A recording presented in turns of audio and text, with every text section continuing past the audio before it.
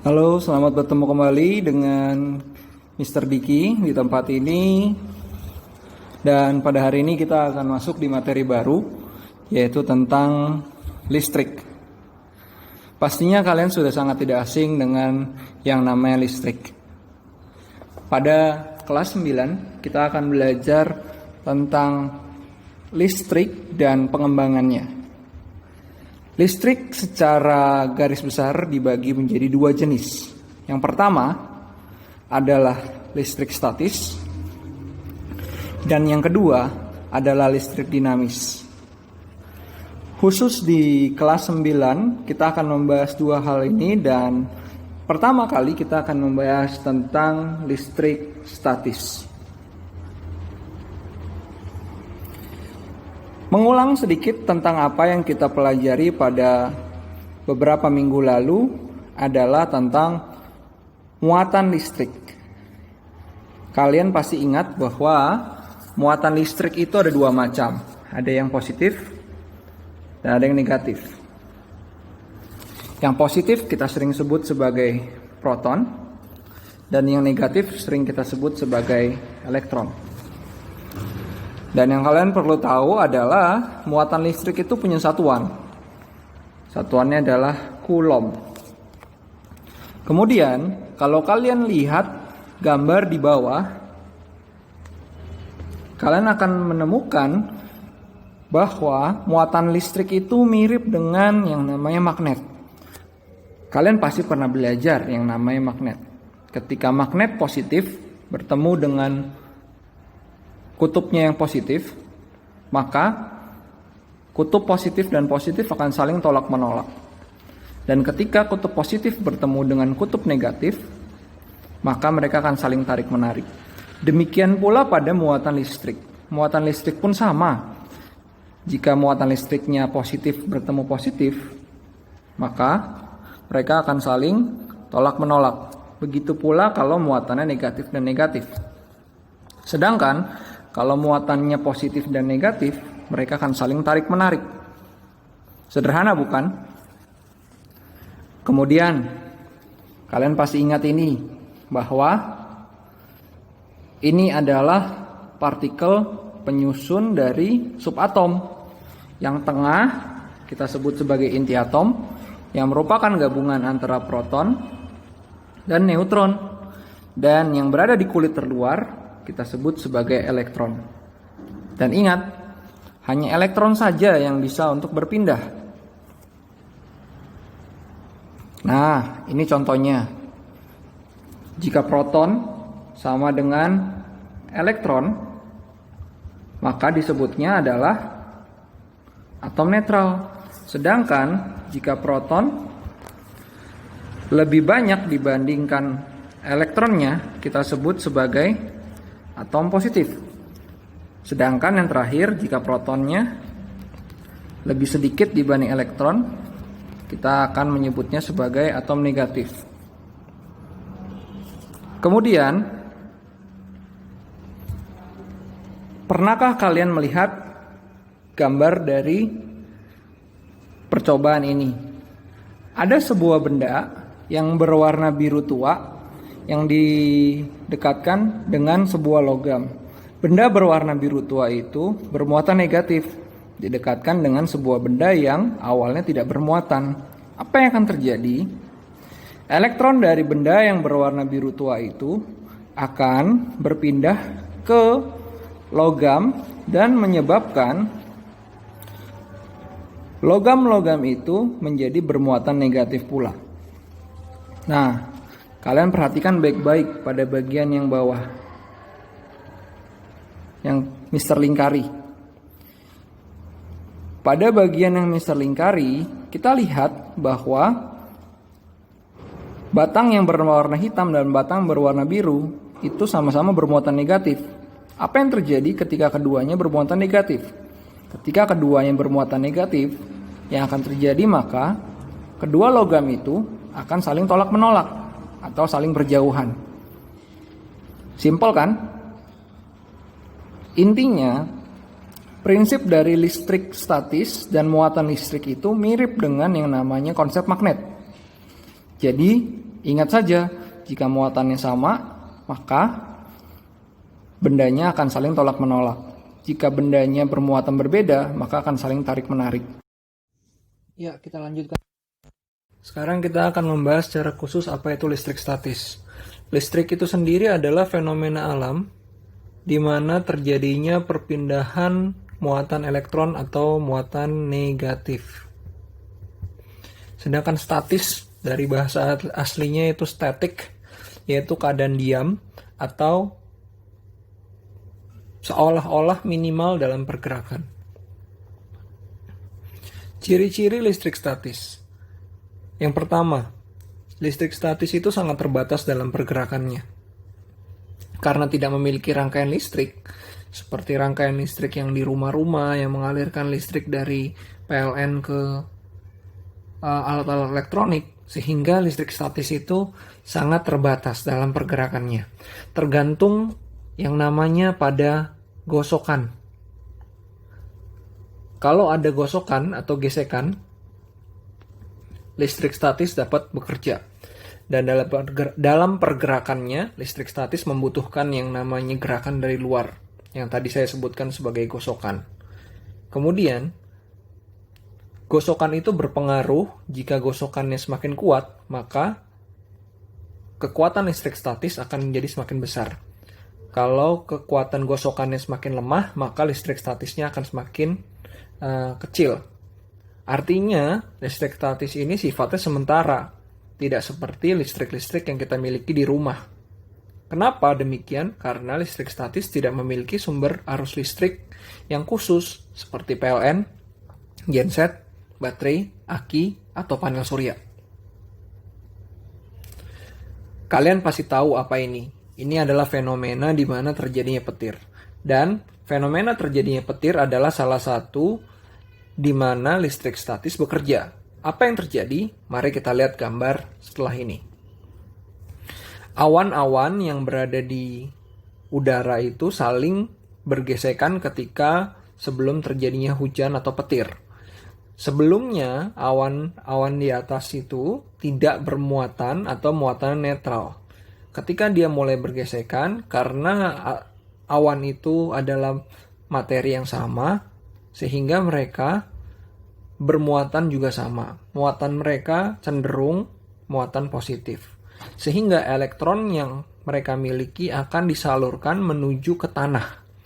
Nah, itulah yang menyebabkan mengapa kita dapat melihat petir seperti muatan listrik yang terjadi saat hujan. Kalian bisa lihat muatan pada awan cenderung positif ketika saling bergesekan, dan elektron yang dikirimkan ke tanah itu biasa diterima oleh penangkal petir atau alat-alat yang biasa digunakan untuk menyalurkan listrik ke dalam tanah. Selain itu, fenomena listrik statis juga sering kita lihat pada kehidupan sehari-hari. Contohnya, kalian pasti pernah mencoba seperti ini, di mana kain wol itu digosokkan ke penggaris plastik. Setelah itu, penggaris plastiknya didekatkan kepada serpihan dari kertas. Apa yang terjadi? Penggaris plastik bisa menarik dari serpihan kertas. Mengapa demikian? Awalnya, penggaris plastik dan kain wol itu bermuatan netral. Akan tetapi, ketika kain wol mulai digosokkan ke penggaris plastik, kain wol akan bermuatan positif. Sedangkan pada penggaris plastik akan bermuatan negatif. Penggaris plastik yang bermuatan negatif akan didekatkan kepada yang namanya kertas. Sehingga kertas yang awalnya bermuatan netral, elektronnya akan pindah. Elektronnya akan pindah menuju kepada penggaris plastik. Sehingga penggaris plastik menjadi semakin bermuatan negatif karena penuh dengan elektron. Kemudian, kasus Ini pernah pastinya kalian coba di rumah atau coba di sekolah waktu kalian sekolah dasar, di mana penggaris digosokkan ke rambut kalian. Yang terjadi adalah rambut kalian akan menjadi berdiri atau naik. Apa yang terjadi? Sama halnya dengan kasus sebelumnya. Kalau dalam hal ini, kita akan lihat bahwa awalnya rambut dan penggaris plastik itu bermuatan netral. Dan ketika mulai digosokkan, elektron dari rambut akan berpindah ke penggaris plastik. Elektron yang pindah ke penggaris plastik menjadikan penggaris plastik akan menjadi bermuatan negatif, sehingga mampu menarik rambut-rambut kita. Sedangkan rambut sendiri akan menjadi muatan positif. Karena elektron yang dari rambut itu sudah pindah menuju penggaris plastik. Adakah kasus-kasus lain di sekitar kalian yang kalian tahu tentang listrik statis?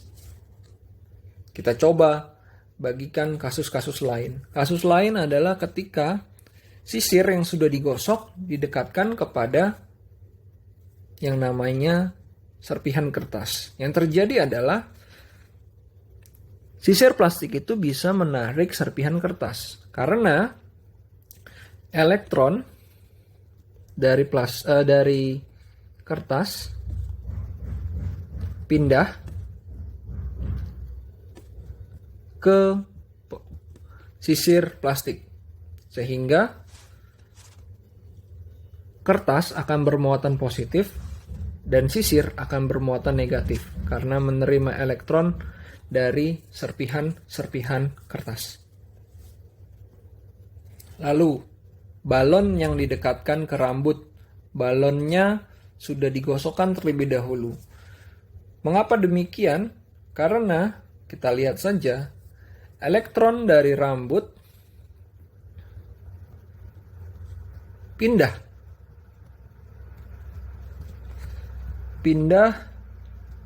menuju ke balon. Elektron dari rambut pindah menuju ke balon, sehingga rambut menjadi bermuatan positif. Sedangkan balon bermuatan negatif.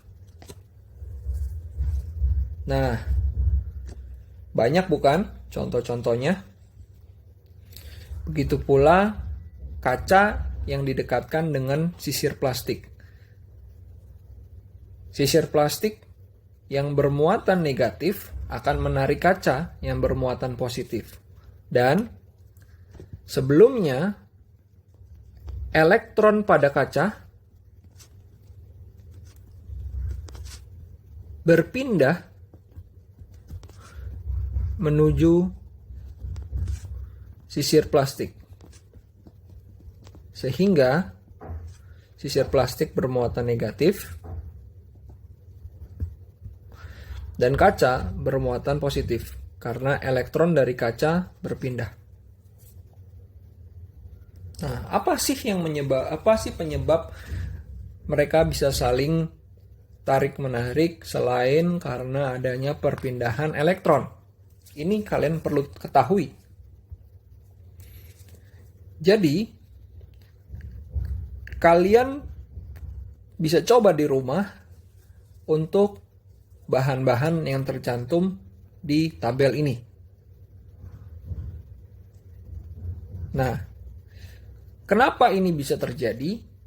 Ini disebabkan karena ada sebuah daftar dari benda-benda yang bernama deret tribolistrik. Deret ini adalah daftar benda-benda yang ketika benda itu digosokkan dengan benda lainnya, benda itu bisa bermuatan positif atau negatif. Kita lihat ya deretnya seperti apa. Nah, ini deretnya. Jadi, semakin ke atas, maka benda itu akan cenderung bermuatan positif. Semakin ke bawah, maka benda itu akan menjadi cenderung bermuatan negatif. Kalau di tengah-tengah, muatan netral. Contoh, rambut kita gosokkan kepada yang namanya penggaris plastik. Kalau tadi kalian ingat, pasti rambut akan menjadi bermuatan positif, sedangkan plastik bermuatan negatif. Lalu, yang lain, kertas digosokkan kepada akrilik. Akrilik itu yang ini ya. Akrilik akan bermuatan menjadi negatif, sedangkan kertas bermuatan lebih positif, karena posisi kertas lebih di atas dibandingkan akrilik. Kemudian, apa yang terjadi ketika kain digosokkan kepada vinil PVC? Vinil itu yang seperti ini loh. Kalian bisa temukan biasanya di pipa-pipa air. Kain itu akan mengirimkan elektron ke vinil sehingga kain itu akan lebih menjadi bermuatan positif dan vinilnya akan mendapatkan lebih banyak elektron sehingga bermuatan negatif. Contoh terakhir nih. Apa yang terjadi ketika kertas digosokkan ke ebonit? Ebonit itu yang seperti ini.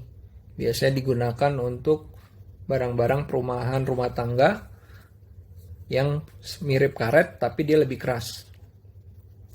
Yang terjadi kalau kita lihat dari deret triboelektrik ini, maka karena karena kertas posisinya lebih atas, maka kertas akan bermuatan positif ketika digosokkan dengan ebonit, dan ebonit akan menjadi bermuatan negatif.